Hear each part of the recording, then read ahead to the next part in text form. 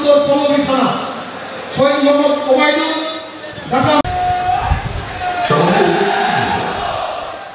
এতক্ষণ আমরা মনোযোগ সহকারে এই অনুষ্ঠানের শুরু থেকে মনোযোগ সহকারে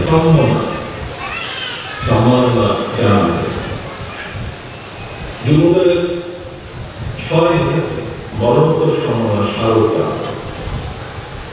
আমি মনে করি আজকের এই অনুষ্ঠান শহীদ পরিবারকে সম্মাননা জানিয়ে আমরা আসলে সম্মানিত নিজেরা হয়েছি, কারণ এটি শহীদদের প্রতি, শহীদ পরিবারের প্রতি বাংলাদেশের ঋণ। একমাত্র শহীদদের আকাঙ্ক্ষার বাংলাদেশ গঠনের মাধ্যমে তাদের এই ঋণ পরিশোধ করা সম্ভব বলে আমি মনে করি। আল্লাহ যেন তাদের মৃত্যুকে শহীদ মৃত্যু হিসাবে কবুল করেন। আল্লাহর দরবারে আমরা সবাই সেই প্রার্থনা জানাই।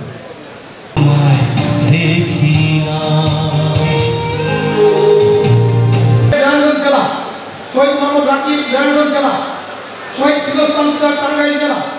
বাংলাদেশকে দিয়ে রাজপথে তাজা রক্ত দিয়ে দেশটাকে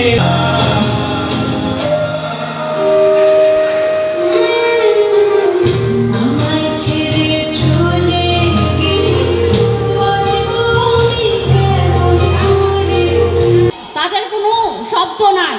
যে বাচ্চাগুলা আমি থামাতে পারতাম না, ওই বাচ্চাগুলো একদম স্তব্ধ হয়ে গেছে শুধু ওর বাবার গায়ে থেকে রক্ত পড়া দেখে।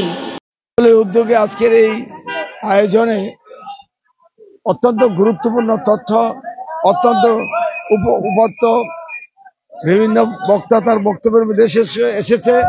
বিশেষ করে আমাদের দেশনায়ক তারেক রহমান আগামী দিনের রাষ্ট্রনায়ক সুস্পষ্ট ভাষায় আগামী দিনের বাংলাদেশের রূপরেখা তিনি ব্যাখ্যা করেছেন বিএনপির জন্য এবং আগামী দিনের বাংলাদেশের মানুষের জন্য।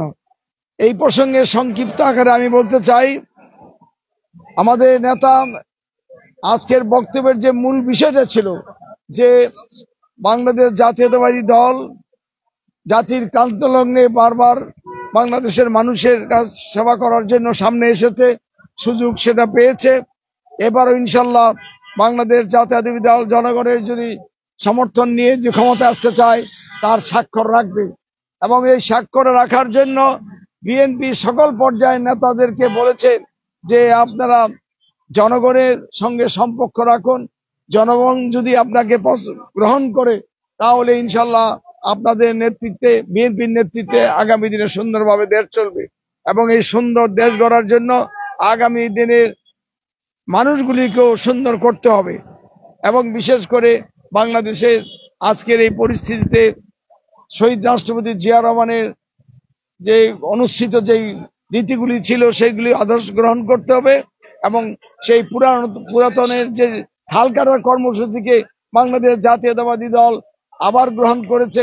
আগামী দিনে এই কর্মসূচিকে বাস্তবায়নের মাধ্যমে জনসংখ্যাকে জনশক্তিতে পরিণত করে বিশ্বের মানচিত্রে বাংলাদেশ মাথা উঁচু করে দাঁড়িয়ে এদেশকে একটি শক্তিশালী দেশ গঠন করার একটা প্রত্যয় ব্যক্ত করেছেন বা নেতা কর্মীদের উদ্দেশ্যে সেটা বলেছেন।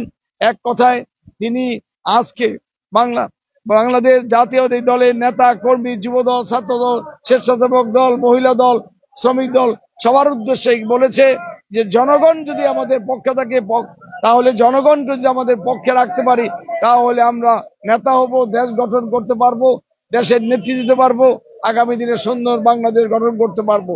এটা ব্যর্থ হলে আমরা আমাদের কাঙ্ক্ষিত লক্ষ্যে পৌঁছতে পারবো না।